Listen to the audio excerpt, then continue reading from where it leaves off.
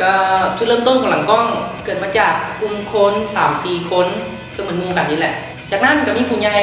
หลายๆคนมีมูเพื่อนหลายๆคนเข้ามา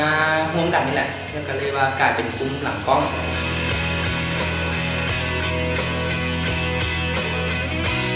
คำว่าหลังกล้องมันโบแมนสิ่งที่เกิดมาจากกล้องโดยตรงมันเกิดมาจากคนที่อยู่เบื้องหลังของกล้อง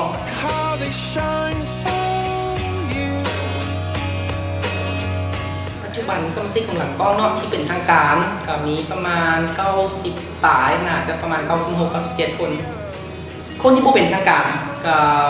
น่าจะประมาณอยู่800ปลายหา900คนแล้ว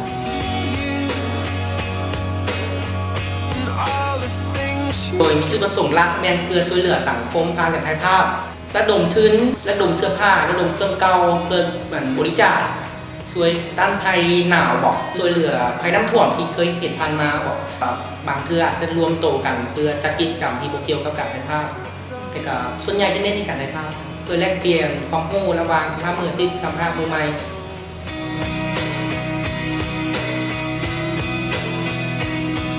ขอให้ทุกๆคนที่เข้ามาในหลังกล้องหรือว่าอาจจะเป็นคนที่ถ่ายภาพร่วมกันมาช่วยพัฒนาวงการถ่ายภาพในบ้านเราบอกว่าพัฒนาไปเรื่อยๆการถ่ายภาพเป็นงานหนึ่งที่สามารถติดตัวเราไปตลอดชีวิตจะขอให้ทุกคนสืบต่อกันถ่ายภาพต่อไป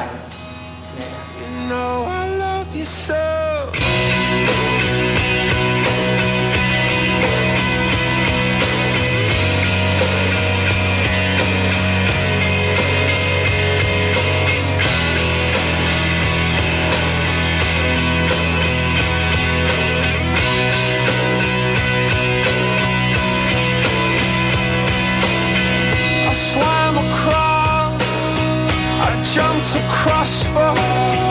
you. Oh, what a thing to do.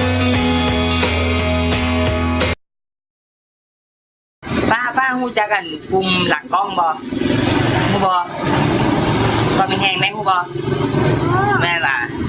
แล้วคนในกลุ่มนี่นะรอบอรอซ้ำใดป้าถือว่าธรรมดา